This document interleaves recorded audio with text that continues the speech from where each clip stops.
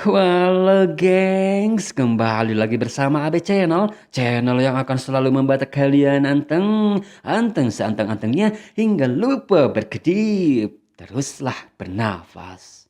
BTW gimana kabarnya kalian para gamers-gamers sejati yang selalu jadi beban tim? Ngomongin game pastinya selalu berkaitan dengan perlombaan dan dikarenakan kita akan menyongsong hari kemerdekaan HUT RI yang ke-78, pastinya di setiap daerah selalu mengadakan berbagai macam kreasi dan tentunya tidak lepas juga dari perlombaan. AB Channel kasih saran nih untuk mengadakan perlombaan seperti di film yang akan kita bahas. Lah, emang film apa? Berjudul The Blackening mengisahkan tentang sekelompok orang kulit hitam yang hendak akan reunian sekalian healing ke sebuah kabin yang terletak di hutan. Apesnya, mereka malah menemukan sebuah permainan yang akan menyeret mereka ke dalam situasi yang sangat menyeramkan. Seperti apa tuh cenah kisahnya? Kita penasarin nggak? Penasarin dong. Yuk kita kejar aja langsung ke filmnya.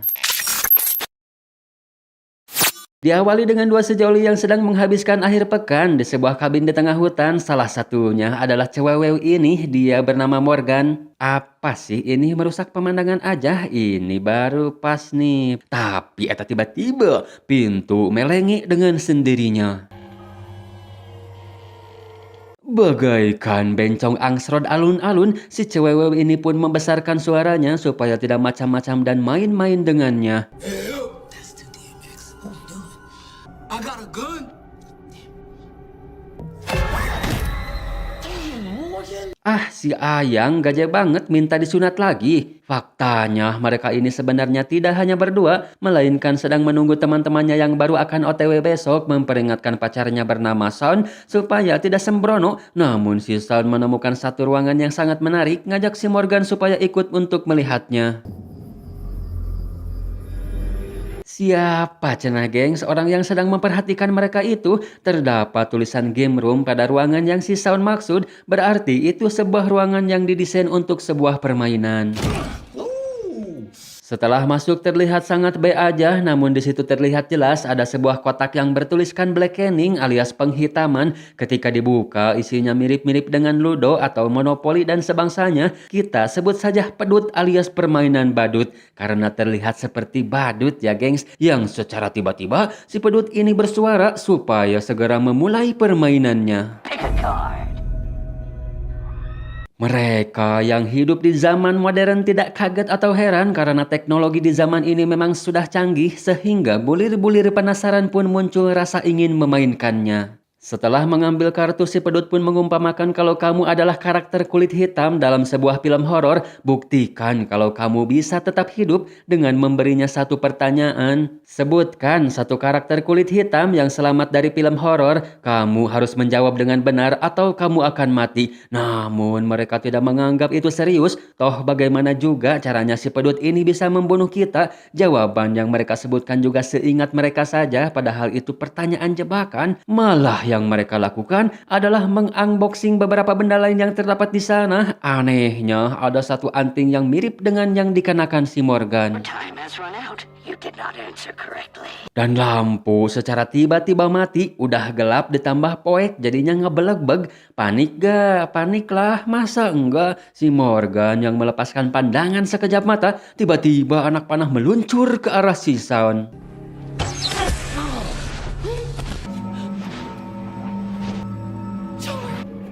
Sean!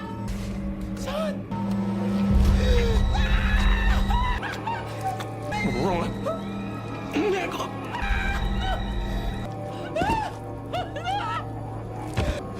Hey! Peekaboo.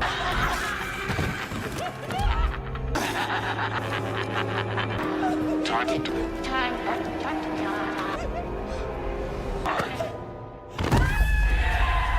Wala yung permainan macam apa cena itu gengs kating atuh karena film pun baru akan dimulai. Guys, oh, remember, when you turn on Valley Lane, it's Terlihat sebuah mobil yang berisikan si Lisa, si Allison, dan si Dewa ini. Mereka sedang memutar voice note dari si Morgan. Tapi si Morgan tewas apa enggak ya? Mereka ternyata akan mengadakan reunian kampus.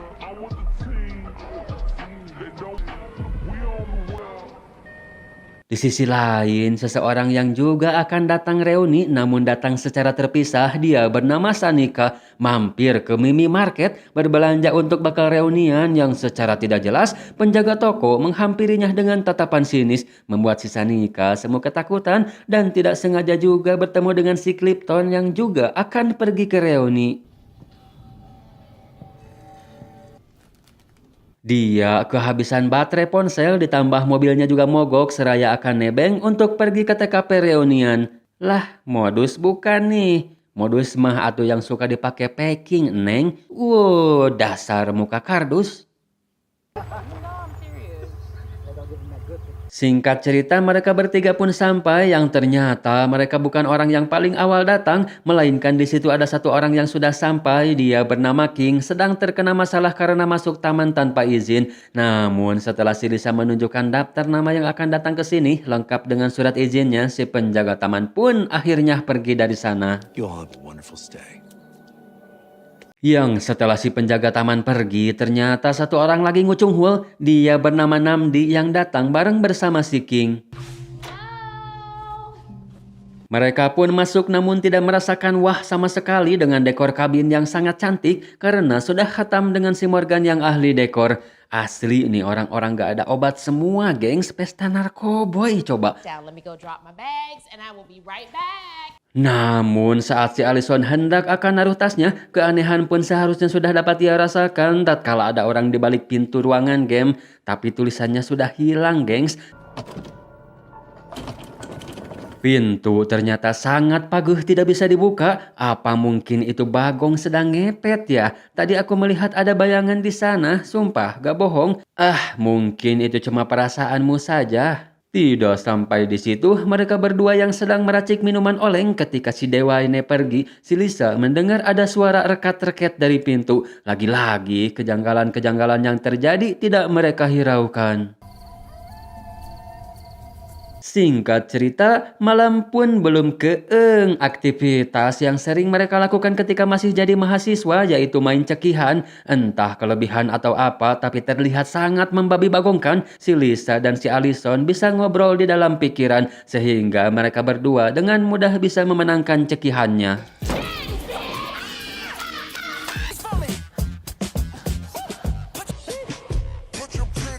Saat yang lain asik berpesta, lain dengan si Lisa yang naik ke lantai atas bermaksud untuk melakukan skip.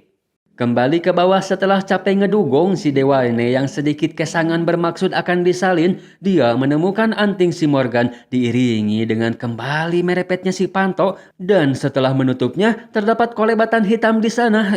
Tiba-tiba Goblin, ternyata si Sanika yang baru datang, dia pun langsung bergabung. Namun yang pertama dia cari adalah si Lisa dan si Lisanya sendiri baru datang ke sana. Hei kamu, aku mencium aroma-aroma titid. Klakson gengs, tid-tid gitu. Dan setelah itu dia menanyakan si Morgan dan si Sound. Mereka berduanya sempat ngirim voice note yang waktu lagi di mobil kalau mereka berdua baru akan kembali lagi ke sini. Seharusnya malam ini juga mereka tiba. Have a toast. Yes. On this Juneteenth day, seketika lampu di sana mati ketika si King akan ngecek token takutnya habis. Tiba-tiba seseorang di luar numpang lewat dan hal itu hanya terlihat oleh si Lisa Tid saja dikarenakan yang lain tidak ada yang melihat menganggap kalau si Lisa sedang halu. Namun karena mereka semua ketakutan akhirnya semua ikut si King untuk ngecek token. Anehnya, semua pintu di sana terkunci dan di ruang game, si Allison yang tidak melihat tulisan itu sebelumnya pun bertanya-tanya.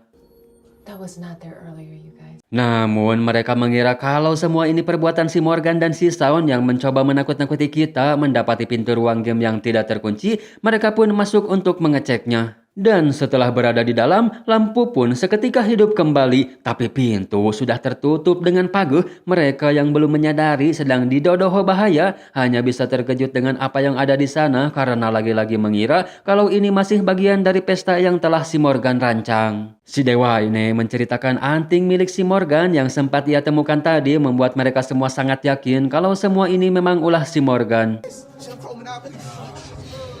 Si Allison yang membuka kantung hitam berisikan semacam bidak membaginya satu-satu sesuai karakter mereka masing-masing dan akan mencoba memainkannya. Shanika? Nandi? Pyramid, why's that? A purse. That's fitting. I think this must be yours. It's a crown. That makes sense.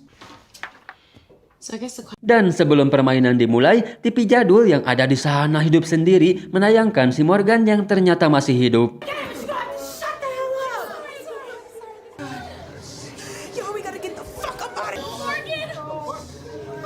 King, Dwayne, Shanika, Clifton, Nandi, Allison, Lisa. Entah nyolong data dari mana si pedut ini bisa tahu nama mereka semua dan menjelaskan aturan main permainan pedut yang sangat simpel BGT. Kalau kalian semua hanya perlu menjawab pertanyaan sebelum jarum detik menyelesaikan satu putaran. Jika berhasil menjawab 10 pertanyaan dengan benar, maka kalian semua bebas untuk pergi. Tapi kalau salah satu saja salah, maka si Morgan akan dikirim ke alam baka, dan jika kalian semua menolak bermain, secara otomatis semua orang yang ada di sini akan bernasib sama seperti si Sound. Like Sean did. Fuck. Ini mah seperti permainan yang langsung diwasitin sama malaikat Israel ya gengs. Mau tidak mau mereka harus memainkan permainan pedut ini. Pick a card. Okay. Question 1. Who is Sojourner Truth? A. An abolitionist and women's rights activist. B. An entrepreneur. Or C. Harriet Tubman. Right answer or death. I don't understand why make us play this game if you're just gonna kill us, just kill us. So he just gonna force us to do a Black History test. Pertanyaan pertama dapat mereka jawab dengan mudah oleh si King, diikuti dengan beberapa pertanyaan lain yang juga berhasil mereka jawab dengan benar. Bararaong juga pala linter, gengs. That is correct.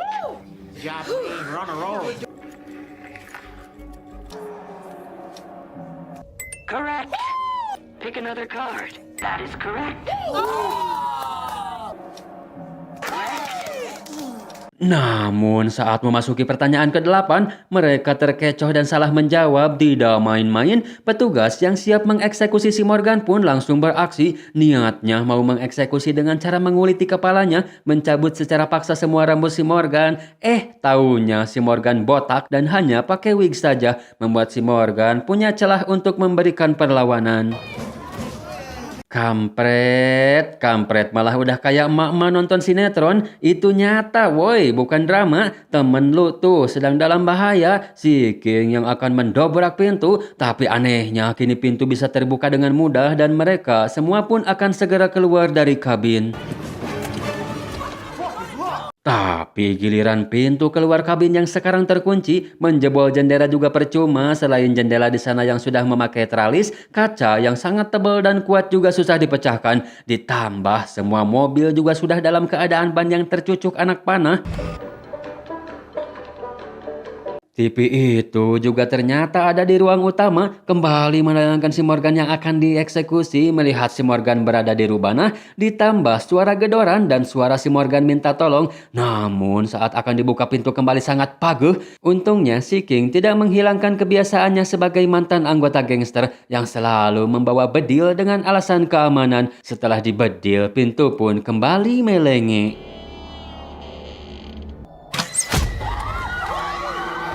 Walah yung melihat sosok jagal bertopeng mengerikan, si Shanika yang lebih dekat pintu segera menutupnya, namun sayang ceker si jagal malah terjepit. Lumayan nih bisa buat sate ceker. Mamam tah mereka pun kini bisa sedikit bernafas, tapi eta tiba-tiba. Oh my God, si jagal sudah berada di situ saja. Apesnya lagi yang terkena anak panah harus selalu si King. Di tengah kepanikan si Namdi yang tidak pernah bermain FF, bedilnya tidak mengenai sasaran meski hanya berjarak 10 meter saja. Melihat si jagal sudah tidak ada, mereka pun segera berlari ke tempat yang lebih aman menurut mereka. Bahlulnya si Allison ketika akan mencabut anak panah yang nancap pada si King, justru malah Malik nancap pada dirinya. Dan pada akhirnya mereka semua kembali ke ruang game itu demi bisa terbebas dari tempat terkutuk ini. Mereka pun mau tidak mau harus masuk dalam permainan lagi. I would suggest you pick a card. Namun kali ini permainan semakin edan. Mereka dihadapkan dengan situasi sulit karena si pedut menginginkan kalian memilih salah satu untuk dikorbankan atau kalian semua akan muadar. Setelah berdebat dan berdiskusi, mereka pun sepakat untuk mengorbankan si culun Clipton karena di antara mereka semua tidak ada yang tahu kalau si Clipton diundang dalam acara ini. Si Clipton yang ngakunya diundang si Morgan tidak bisa membuktikan itu dan keluar sendiri dari sana. I'm sorry, Clifton, for that dumbass shit that you just said. I pick you, bro. This nigga. I vote for Clifton. Pick your MAGA ass too. I mean, I guess I don't have a choice. I pick Clifton. All lives matter. Si Clifton yang sudah berada di luar pun kembali disiarkan secara live. Detik-detik akan menghadap pada Sang Maha Kuasa.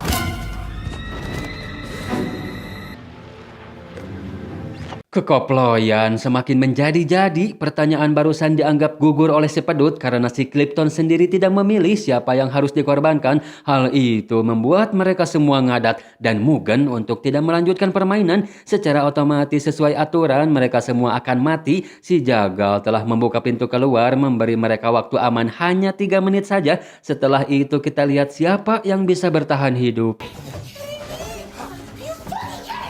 Mereka keluar dari sana dan bersiap dengan senjata seadanya yang mereka temukan. Si King yang minta obat pereda nyeri malah dikasih obat liur yang ternyata obat liur itu sempat diberikan ke si Allison saat sudah tertancap panah tadi yang membuat dirinya ngefly, dan di tengah ngefly-nya si Allison memberi saran supaya kita berpencar karena si Jagal tidak mungkin bisa berada di 2 tempat secara bersamaan.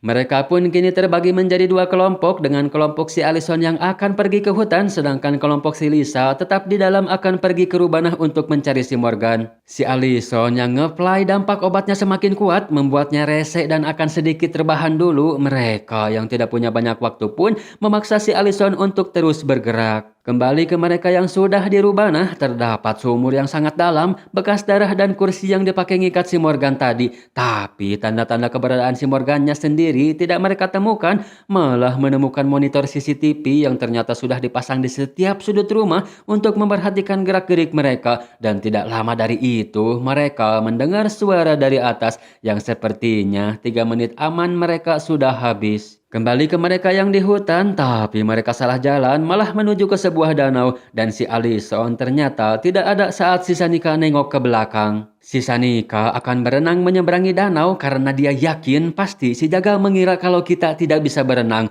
akan berhenti mengejar karena dia akan mengira kita akan tenggelam dengan sendirinya. Si King yang masih waras tidak mau mengikuti ide si Sanika dan memilih untuk sembunyi di atas pohon.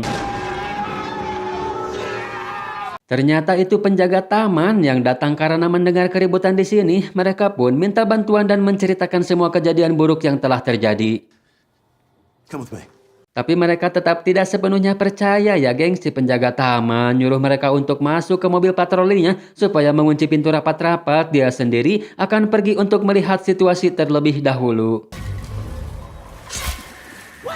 Gebloh sia, asli Sanika kok bisa punya pikiran begitu? Kebanyakan narkoboy. Maaf-maaf saja Kang Jagal nih bos, senggol dong. Pikirannya masih sehat dan terus menembakkan anak panah pada si Sanika tepat di bawah si King yang berada di atas pohon. Si Jagal tanpa senjata ini ternyata sangat lemah, berhasil dihajar habis-habisan oleh si King. Namun tiba-tiba si King merasakan kram yang akhirnya dia harus terkena anak panah untuk ketiga kalinya. Namun di sisi lain, si Allison tiba-tiba saja kerasukan perpaduan antar John Rambo, Bruce Lee, dan Wolverine. Sehingga ketika ketiga orang tersebut jadi satu sudah pasti akan dengan mudah mengalahkan si Jagal.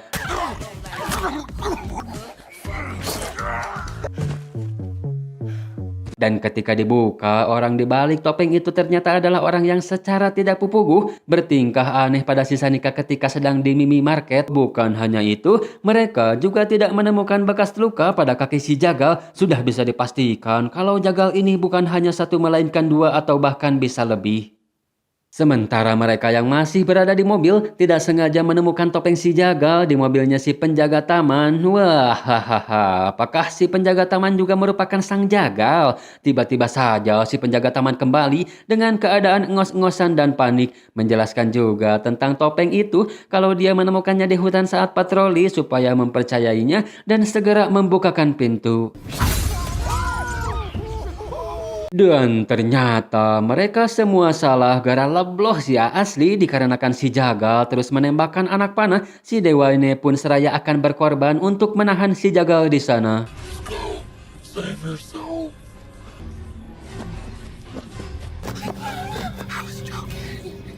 Mereka berdua ngumpet di atas sambil melihat sekitar. Yang tidak lama si jagal pun tiba, tapi untungnya mereka belum ketahuan. Tapi tiba-tiba mereka bertiga pun akhirnya nyerah rempot di sana. Geblohnya lagi ponsel si dewa ini yang berdering terdengar oleh si jagal yang langsung menuju ke sumber suara. Tapi si dewa ini yang ongkek karena melihat muka si jagal membuat si jagal jatuh gugulutukan di tangga. Si dewa ini ngambil panah si jagal dan melepaskannya tepat di babatok si jagal.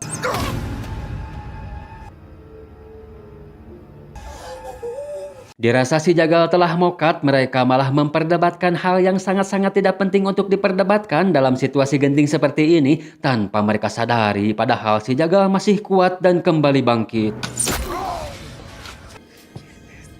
That's a good shot. Untung kelompok si Allison keburu datang dan berhasil menggagalkan aksi yang akan dilakukan si jagal. Si Lisa yang ngidam akibat klakson tit-tit tadi pun merujak si jagal sampai bebek jadinya rujak bebek.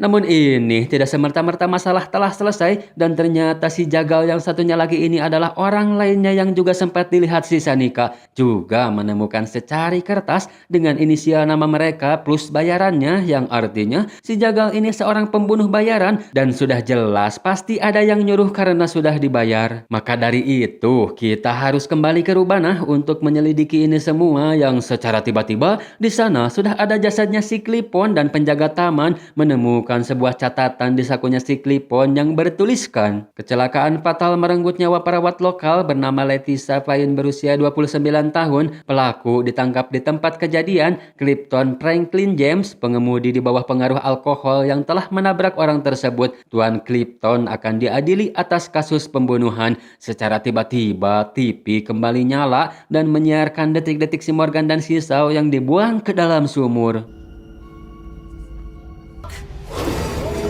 Dan ternyata ini semua perbuatannya si Clifton itu sendiri. Si Clifton juga sudah menebar bom di setiap penjuru rumah. Jadi ketika ada yang macam-macam, maka kita semua akan meledak. Mereka yang penasaran kenapa si Clifton melakukan ini pun menanyakan hal itu. Yang ternyata itu ada hubungannya dengan pesta besar mereka 10 tahun yang lalu di malam yang sama seperti malam ini. Sebuah pesta yang benar-benar membuat dirinya malu dan terpojok. Gara-garanya mereka bermain cekihan, geng. Sedangkan si Clifton tidak bisa main cekihan. Dia menguasai permainan ludo, ular tangga, monopoli, dan semacamnya. Sedangkan di sana tidak ada orang yang memainkan permainan tersebut yang sebenarnya secara tidak sadar akibat ngeplay. Mereka berkata si Clifton adalah negro cupu, beban noob, dan sebagainya. Bahkan sampai ada yang berkata kalau kartu kehitaman si Clifton ditarik. Si Clifton yang kala itu baper, hal itu terasa sangat nyelekit dan nyentung baginya hingga kali pertama dia minum alkohol sampai mabuk berat dan nyambung ke secari kertas tadi. Si Clifton nabrak orang dan dipenjara selama 4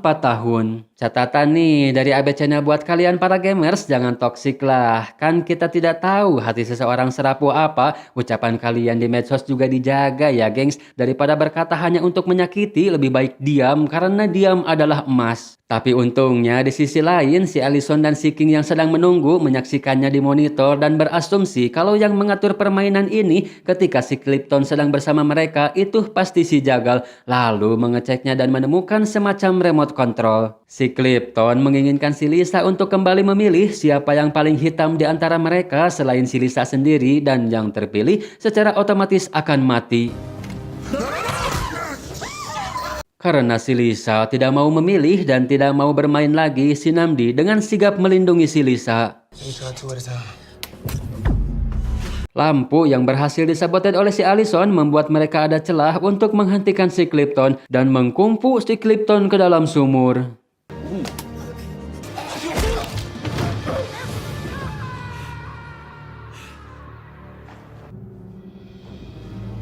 Tamat? Gimana gengs filmnya? Janganlah dipakai referensi buat perlombaan 17-an mah, bahaya. Stop mengelompokkan orang, membedakan orang, membandingkan orang, karena kalaupun kita berbeda tapi tetap satu jua, saya mewakili saya karena saya yang bertugas dan hanya saya sendiri. Mohon pamit undur diri, kita ketemu lagi di next video dan bye-bye. Jangan lupa subscribe.